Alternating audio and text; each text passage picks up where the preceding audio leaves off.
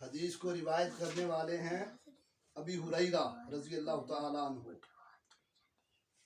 اس کو امام ابو داؤد نے بھی روایت کیا، امام حاکم نے بھی روایت کیا، امام احمد بن حنبل نے بھی، مسند ابن ابی شیبہ نے بھی، طبرانی نے بھی، بیہقی میں نے، کثیر کتب میں، اور امام نووی فرماتے ہیں اس کی اسناد صحیح ہیں، اور ساتھ امام حافظ ابن کثیر نے فرمایا کہ یہ صحیح حدیث ہے۔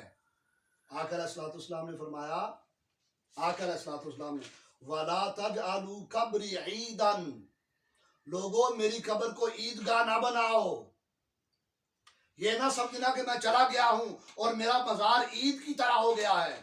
عید کہنے سے مراد یہ تھا کہ جس طرح عید صرف سال میں 2 دفعہ آتی ہے، یہ نہیں کہ میرے مزار پر صرف 2 دفعہ ہی آؤ، نہیں، جب تم صاحب حیثیت ہو جاؤ، تمہارے پاس کثرت مال ہو جائے، میرے پاس آنے کی توفیق ہو جائے، تو میرے مزار پر آتے جاتے رہا کرو، یہ نہیں کہ سال میں 2 دفعہ۔ آقا علیہ الصلوۃ والسلام نے اپنے مزار پر آنے کی ترغیب دی امت کو، اور یہ حدیث صحیح ہے۔ پھر ایک اور حدیث میں آقا علیہ الصلوۃ والسلام نے فرمایا، اس کو حضرت عبداللہ بن مسعود نے روایت کیا، اس کو پھر امام بزار نے اپنی مسند میں، طبقات ابن سعد میں، امام دارمی نے مسند الفردوس میں، حیثمی نے مجمع الزوائد میں روایت کیا، اور امام حیثمی فرماتے ہیں رجالہ رجال الصحیح، اس کے رجال بھی صحیح کے ہیں، حدیث صحیح۔ آقا علیہ الصلوۃ والسلام نے فرمایا حیاتی خیر لکم تحدثون و تحدث لکم، میری زندگی تمہارے لیے لوگوں بہتر ہے، او کما قال، پھر فرمایا وفاتی خیر لکم، اور میرا وفات، میرا اس دنیا سے چلے جانا، وہ بھی تمہارے لیے خیر ہے، بہتری ہے۔ قرآن میں فرمایا وَلَلْآخِرَةُ خَيْرٌ لَكَ مِنَ الْأُولَىٰ، اے میرے محبوب صلی اللہ علیہ وآلہ وسلم، آپ کی ہر آنے والی گھڑی پچھلی گھڑی سے بہتر ہے۔ اس سے پتہ چلتا ہے کہ آقا علیہ الصلوۃ والسلام کی جو ظاہری حیات تھی، وہ حیات سے آپ کا اس ٹائم مزار اقدس میں ہونا وہ بہتر ہے، اور اسی لیے فرما رہے ہیں وَوَفَاتِ خَيْرٌ لَكُمْ، میری وفات بھی تمہارے لیے بہتر ہے۔ تُعْرَضُ عَلَيَّ أَعْمَالُكُمْ، تمہارے اعمال ہیں میرے امتیوں، تمہارے عمل میرے پاس پیش ہوتے ہیں۔ فَمَا رَأَيْتُ مِنْ خَيْرٍ حَمِدَتُ اللَّهَ عَلَيْهِ، اگر میں دیکھوں کہ تمہارے اعمال اچھے ہیں، تمہارے اعمال اچھے ہیں، اگر میں یہ دیکھوں اور مجھے یہ پتہ چلے کہ تم نیک اعمال کرتے ہو، نماز پڑھتے ہو، لوگوں کے حق نہیں مارتے، ظالم کے خلاف کھڑے ہو جاتے ہو، مظلوم کی مدد کرتے ہو، مظلوم کے کام آتے ہو، تو میں اللہ کی حمد کرتا ہوں، اللہ کا شکر ادا کرتا ہوں۔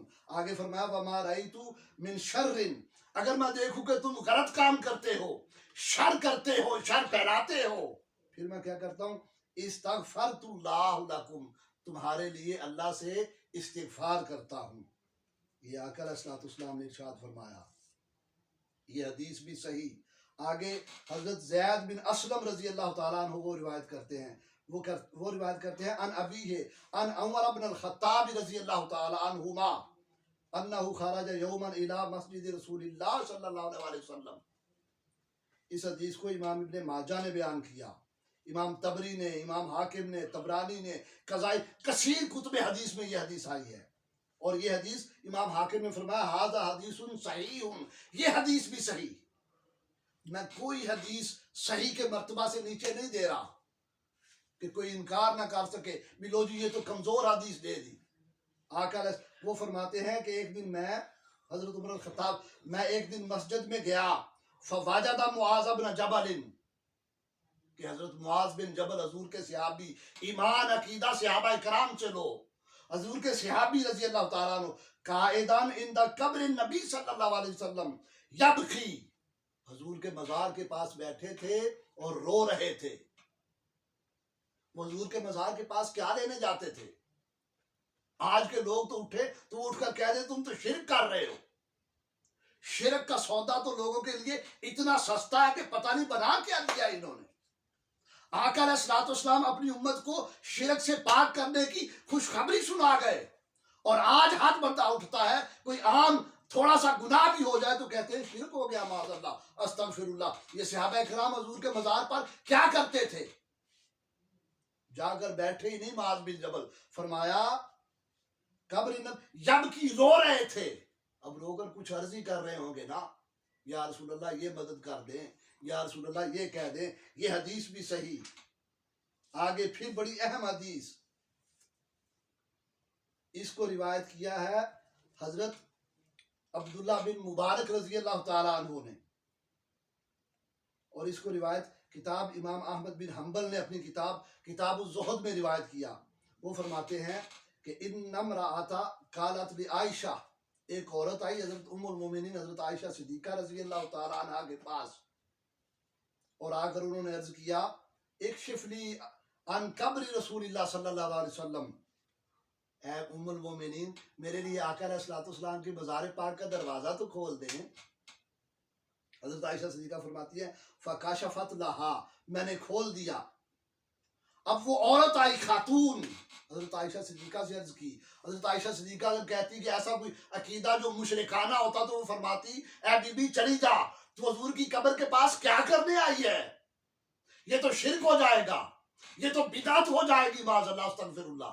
نہیں، عائشہ صدیقہ کو پتا تھا یہ عقیدہ حق ہے، آقا کے مزار پر آنا، صالحین کے مزار پر جانا، اللہ کے ولیوں کے مزار پر جانا، یہ عقیدہ حق ہے، شرک نہیں ہے۔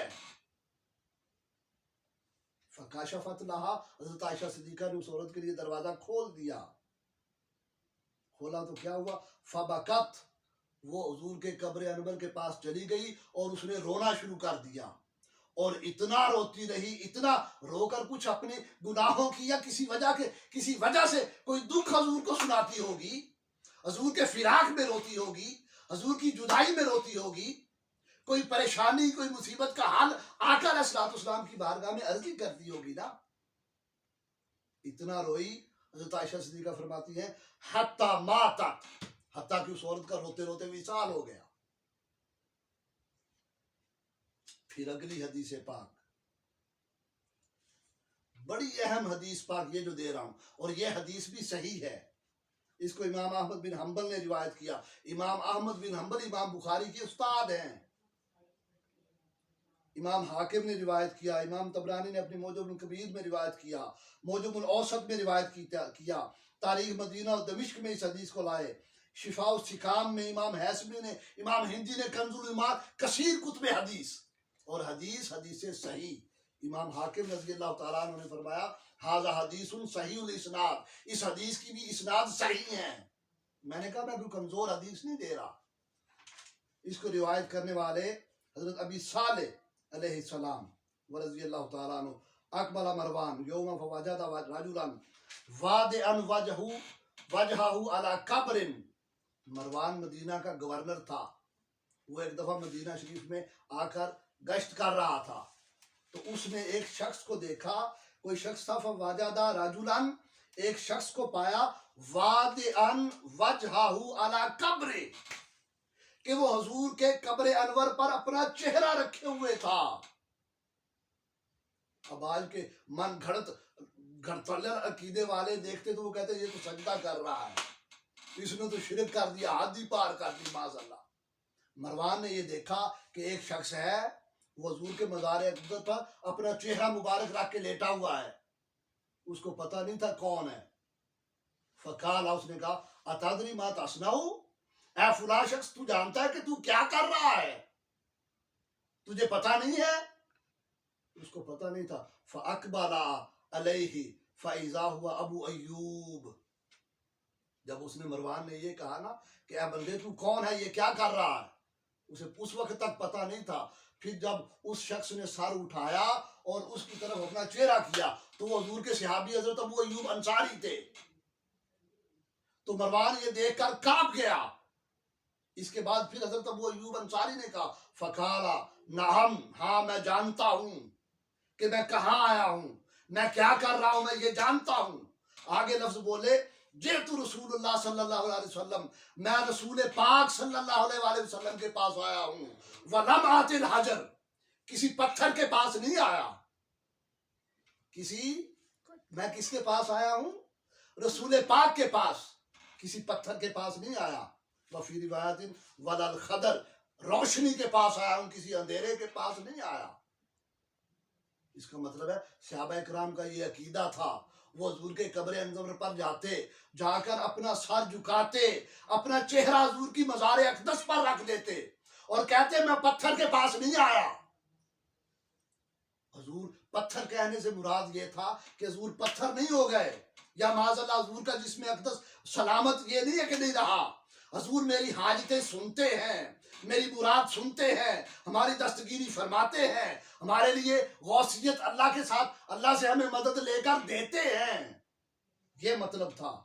ایک اور بڑی اہم حدیث آگے، اس کو روایت کرنے والے امام ابن ابی شیبہ، امام بہقی نے اپنی کتاب میں روایت کیا، امام حافظ ابن کثیر نے روایت کیا اور انہوں نے کہا اسنادہ صحیح. امام عسقلانی نے اس کو روایت کیا، رواہ ابن ابی شیبہ باسناد صحیح. امام عسقلانی، ابن حجر عسقلانی نے کہا کہ جو ابن ابی شیبہ کی روایت ہے، وہ یہ جو روایت دے رہا ہوں یہ صحیح حدیث کی روایت ہے. عن مالک ابن دار، حضرت مالک دار رضی اللہ تعالیٰ عنہ روایت کرتے ہیں کہ حضرت عمر بن الخطاب کے زمانے میں قحط سالی عام الرماد ہو گیا اور شدید قحط سالی ہوئی. کیا ہوا؟ فجاء رجل الى قبر النبی صلی اللہ علیہ وسلم، ایک آدمی حضور کی قبر انور کے پاس آ گیا. فقالا یا رسول اللہ، اب آیا حضور کی قبر انور کے پاس ہے اور قبر انور کے پاس آ کر کہہ رہا ہے یا رسول اللہ. اب پچھلے دنوں کوئی ویڈیو اپلوڈ ہوئی تو اس میں یا معین الدین کہا گیا، وہ کہا یہ شرک ہو گیا معاذ اللہ، یہ کیا ہو رہا ہے؟ تو یہ حضور کے صحابی کہہ رہے ہیں یا رسول اللہ استسقِ لِأُمَّتِكَ فَإِنَّهُمْ قَدْ هَلَكُوا، یا رسول اللہ اپنے امت کے لیے پانی طلب کیجئے، وہ ہلاک ہو رہے ہیں. سرابی مانگے یا رسول اللہ، سرابی طلب کریں. تو کیا ہوا؟ آقا علیہ الصلوۃ والسلام اس شخص کے خواب میں، وہ چلا گیا سویا، اس کے خواب میں آ گئے اور خواب میں آ کر کہا فقیل لہ ائت عمر، عمر کے پاس جاؤ، فاقرہ السلام، اسے میرا سلام کہنا. اس نے حضور کو یا رسول اللہ کہا، حضور نے مدد سنی، اس کے خواب میں جواب دیا کہ عمر کے پاس جاؤ، عمر کو میرا سلام کہنا. وَأَخْبِرْهُ أَنَّكُمْ مُسْقَيُّونَ وَقِيلَ لَهُ، اسے میرا سلام کو کہ کہو تم سراب کیے جاؤ گے. علیک الکیس وَقُلْ لَهُ علیک الکیس علیک الکیس، اے عمر تم سیراب کیے جاؤ گے، سیراب کیے جاؤ گے. آگے حضرت عمر فاروق کی سیکیورٹی کی خبر دی تو اس شخص نے جا کر عمر فاروق سے عرض کی اور کہا کہ آقا علیہ الصلوۃ والسلام فرماتے ہیں کہ اے عمر فاروق آپ اپنے سیکیورٹی بڑھا دیں، لوگ آپ کی جان کے دشمن ہیں. حضرت عمر فاروق خاموش ہو گئے اور رو پڑے، رو کر کہا یا اے اللہ میں کوتاہی نہیں کرتا مگر کسی کام سے عاجز آ جاؤں. تو یہ حدیث دیکھیے، آقا علیہ الصلوۃ والسلام کو ندائے یا رسول اللہ سے خبر دی، پکارا، آقا نے خبر سنی، وہ مدد طلب کرنے آیا تو حضور نے مدد طلب کرنے کی پوری کی اور فرمایا عمر کو خوشخبری دو کہ تم علیک الکیس سیراب کیے جاؤ گے. اور عمر فاروق کو حضور نے سلام بھی پہنچایا. آگے پھر بڑی اہم حدیث، آقا علیہ الصلوۃ والسلام نے اس دنیا سے رخصت ہونے والوں کو پکارا. یہ حدیث المواہب مواہب الدنیا میں ہے. حضرت سیدنا عبداللہ بن مسعود فرماتے ہیں جب حضور علیہ الصلوۃ والسلام کے چچا غزوہ احد میں شہید ہو گئے حضرت حمزہ، تو آقا علیہ الصلوۃ والسلام جب جنگ ختم ہو گئی ان کے پاس آئے اور فرمایا یا حمزہ تو یا امر رسول اللہ صلی اللہ علیہ وسلم و اسد اللہ و اسد رسول ہی یا حمزہ تو. دیکھیے لفظ دیکھیے، وہ شہید ہو گئے ہیں، حضور کہہ رہے ہیں یا حمزہ تو، اے حمزہ، یا فاعل الخیرات، اے نیکیاں کرنے والے، یا حمزہ دو دفعہ، دوسری دفعہ یا کاشف الکربات، اے مصیبتوں کو دور کرنے والے، یا ذاب عن وجہ رسول اللہ صلی اللہ علیہ وسلم، اے رسول پاک صلی اللہ علیہ وسلم کی چہرہ انور کی حفاظت کرنے والے.